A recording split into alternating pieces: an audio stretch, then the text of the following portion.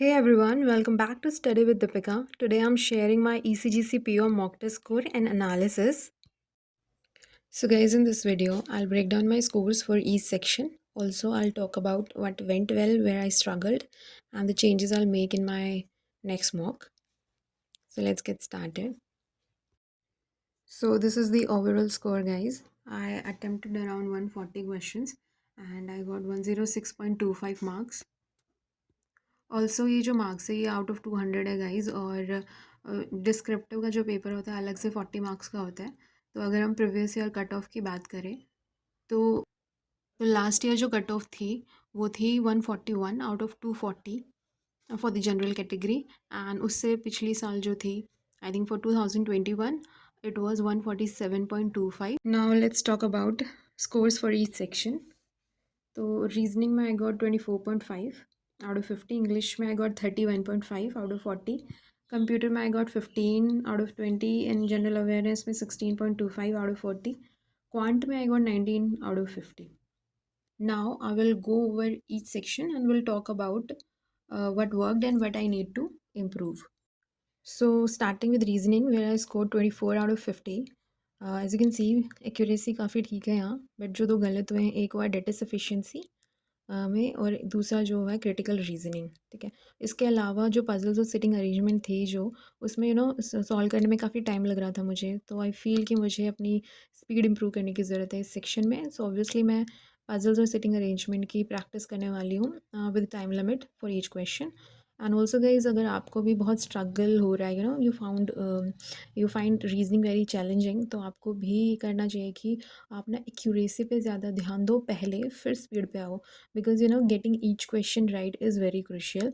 Negative नहीं करने हैं हमें। इंग्लिश की बात करते हैं। सो इंग्लिश में हाई स्कोर था 31 out of 40 and I felt pretty confident here thanks to regular reading and vocab practice.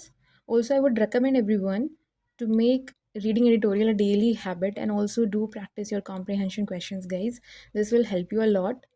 And if I talk about this section for this mock, तो यहाँ पे मुझे थोड़ी तो मतलब इंग्लिश का लेवल इजी लगा था, इजी टू मॉडरेट आई से, और आरसी काफ़ी इजी था, पैराजम्बल भी डुएबल ही था बट थोड़ा tricky.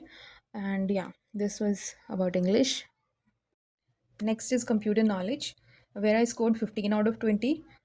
So this section went well and I feel कि मेरे जो बेसिक्स क्लियर हैं कंप्यूटर को लेके, तो उसी से थोड़ी हेल्प हुई है, इसलिए स्कोर भी थोड़ा डिसेंट है.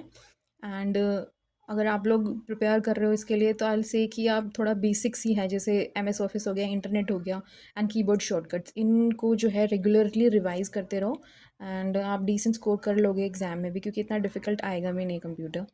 Okay, next is general awareness, which was tricky for me guys because I scored around 17 out of 40 and मैंने जो अटैम्प्ट करे थे वो 30 थे, तो यू सी काफ़ी नेगेटिव्स हुए हैं यहाँ पे. तो यहाँ पे जो है ऑब्वियसली मुझे बहुत ज़्यादा मतलब रिवीजन करने की ज़रूरत है. एंड ऑल्सो बैंकिंग अपडेट्स तो प्रायोरिटी है ही, उस पर ध्यान देना है, बैंकिंग अवेयरनेस भी पढ़नी है एंड ज़्यादा से ज़्यादा क्विजेज़ और रिवीजन पे ही ध्यान देना है. एंड मैं लास्ट के जो है 3 मंथ्स को ज़्यादा प्रेफरेंस दे रही हूँ, इनको मैं अच्छे से करूँगी. So finally in quant I score 19 out of 50. तो स्पीड मैथ करके I went for the easy DI. ये DI इतनी ईजी थी, मुझे नहीं लगता रियल एग्ज़ाम में इतनी ईजी आएगी. और इसके बाद मैंने करे थे अरिथमेटिक के क्वेश्चंस. या एंड जो सेकंड DI थी वो थोड़ी टफ़ थी, टफ़ भी नहीं कहूँगी बट मुझे ना इसका डाटा ही नहीं समझ में आया, तो मैंने इसको नहीं अटैम्प्ट करा. इसके बाद एक कैसलेट थी जो डुएबल थी बट मेरे पास टाइम नहीं था. सो ओवरऑल जो मुझे लगा कि स्पीड कम थी, कैलकुलेशंस में बहुत टाइम लग गया क्वांट में. So what I will do is arithmetic और DI की प्रैक्टिस करूँगी टाइम लिमिट के साथ. ऑल्सो अगर आप लोग भी क्वांट में इम्प्रूवमेंट चाहते हैं तो DI और अरिथमेटिक को डेली बेसिस पे प्रैक्टिस करो. It will help you a lot in this exam. So that's all for today's analysis. If you found this video helpful, give it a thumbs up and do subscribe the channel for more tips. Thank you for watching and all the best for your preparation, guys.